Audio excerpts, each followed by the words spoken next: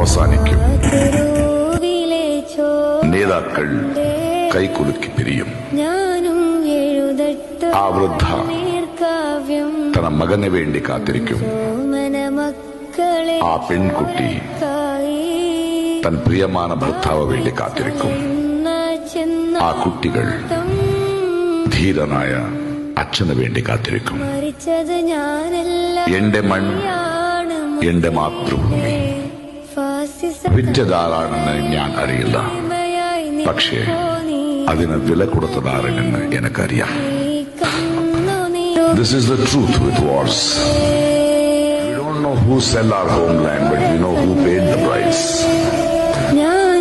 And when such homicide, such genocide is happening in Gaza, it's not only Israel, but every country, every human being who's silent about it.